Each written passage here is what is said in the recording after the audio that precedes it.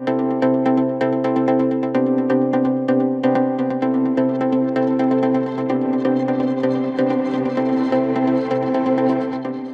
is one of the reasons why we are big fans of Vaush. We are big fans of The Amazing Atheist. We've had The Cavernacle, obviously Mike Figueredo, good friend of the show, Amy C3. These are gamers, and they are very well aware of the dark web, and they communicate with where a lot of these people are kind of born into these monsters. Yeah. People want escapism. And when they get on Reddit threads, when they get on gaming threads, and they talk about the things that they want to do, there has to be voice of reason that is telling them that this isn't the answer. I'm going to show you what the actual problems are and what the solutions can be, not just, get away from this. This isn't the solution. Yeah. Not just saying, oh, no, don't pull the gun. Don't pull the gun. Yeah, obviously. But why shouldn't he pull the gun? Because we don't have a living wage. We don't have universal health care. We now have started a war, another effing freaking war in Somalia. I think the key thing about people like Vaush with his audience is, and forget individual policies and how he stands on this and how he stands on that. It's neither here nor there. His message is you don't kick down. Correct. His message is you don't kick down, and that just across the board.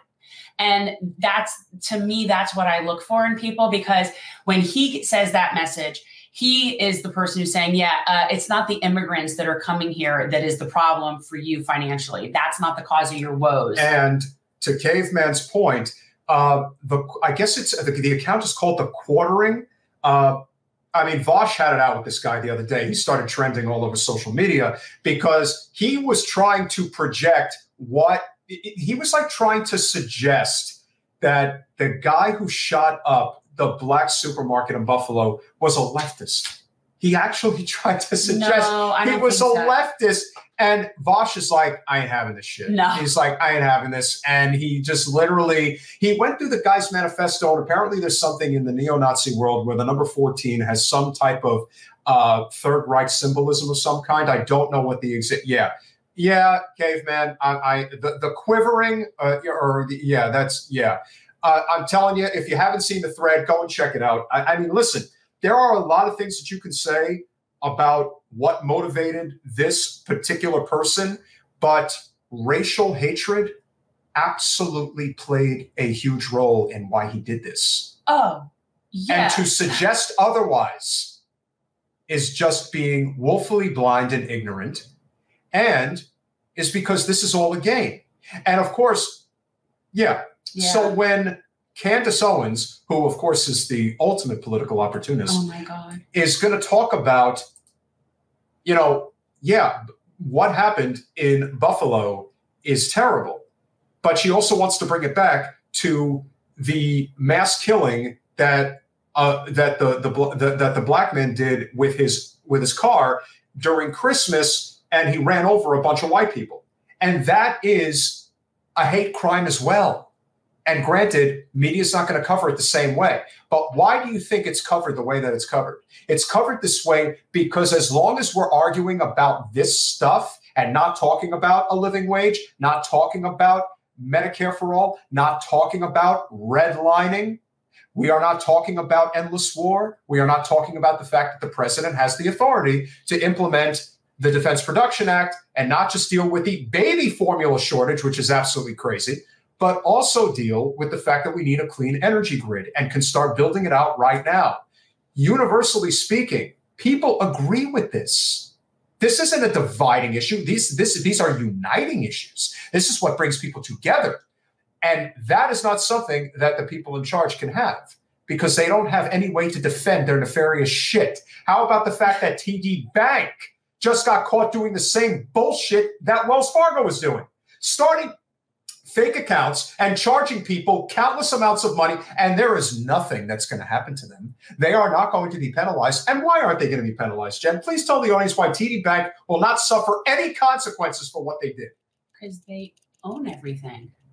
I don't know anything in particular about this bank, but in general, there's never repercussions for when that happens. The money when money gets siphoned from bottom to top, it is not a crime. When it gets from top to bottom, it's like, you know, robbery, burglary, and those people get a lot of time. That's what I know. And Paul, it's easy to have a Nazi ideology when everything is going to hell. People try to understand why. Fascism is, I've been saying this since 2016. You're seeing a populist uprising. You can either have it on the left or you're going to get it on the right. So it's sort of like socialism, fascism.